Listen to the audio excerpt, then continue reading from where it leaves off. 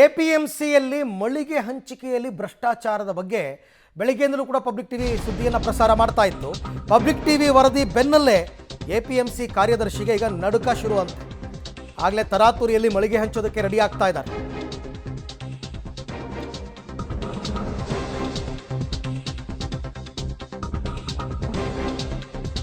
Public TV ವರದಿ ಬೆನ್ನಲ್ಲೇ ಈಗ ದೂರುದಾರ ಚಂದ್ರಶೇಖರ್ಗೆ ಮಳಿಗೆ ವಿತರಣೆಗೆ ತಯಾರಿ ಮಾಡ್ಕೋತಾ ಇದ್ದಾರೆ ಕಾರ್ಯದರ್ಶಿ. ತನಿಖೆಯಿಂದ ತಪ್ಪಿಸ್ಕೊಳ್ಳೋದಕ್ಕೆ ತರಾತುರಿಯಲ್ಲಿ ಮಳಿಗೆ ಹಸ್ತಾಂತರ ಅಂತ.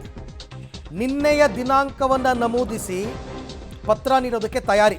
ಪ್ರತಿ ತಿಂಗಳಿಗೆ 8,550 ರೂಪಾಯಿ ಬಾಡಿಗೆ, 85,500 ರೂಪಾಯಿ ಅಡ್ವಾನ್ಸ್ ನೀಡಿ ಮಳಿಗೆ ಪಡೆಯುವಂತೆ ಈಗ ಅವ್ರಿಗೆ ಸೂಚನೆ ಹೋಗಿದೆ. ಪಬ್ಲಿಕ್ ಟಿವಿ ನಿರಂತರ ವರದಿಯ ಬೆನ್ನಲ್ಲೇ ಮಳಿಗೆ ಹಂಚೋದಕ್ಕೆ ಸಿದ್ಧತೆ.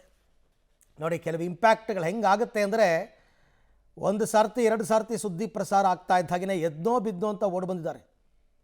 ಅದೇ ದುಡ್ಡು ಪೀಕುವಾಗ ಲಂಚ ತಗೋಬೇಕಾದ್ರೆ 20 ಲಕ್ಷ, 30 ಲಕ್ಷ, 50 ಲಕ್ಷ, ಅದಕ್ಕೇನು ಲೆಕ್ಕ ಇದೇ ಇಲ್ಲ. ಬಾಯಿಗೆ ಬಂದಂಗೆ ದುಡ್ಡು ಹೊಡಿತಾರೆ. ಯಾವಾಗಿದು ಸಚಿವರ ಗಮನಕ್ಕೂ ಹೋಯಿತು, ಪಬ್ಲಿಕ್ ಟಿವಿಯಲ್ಲಿ ಕೂಡ ವರದಿ ಪ್ರಸಾರ ಆಯಿತು. ಇಮ್ಮಿಡಿಯೇಟಾಗಿ ಈಗ ದೂರುದಾರ ಚಂದ್ರಶೇಖರ್ಗೆ ಮಳಿಗೆ ಹಸ್ತಾಂತರಕ್ಕೆ ನೋಡಿ, ಅಲ್ಲಿ ನೆನ್ನೆ ಡೇಟನ್ನು ನಮೂದಿಸಿ, ನೆನ್ನೆ ಡೇಟನ್ನು ಅಂದರೆ ನಾನು ಆಲ್ರೆಡಿ ಮಳಿಗೆ ಕೊಟ್ಬಿಟ್ಟಿದ್ದೀನಿ ಅಂತ ಹೇಳೋಕ್ಕೆ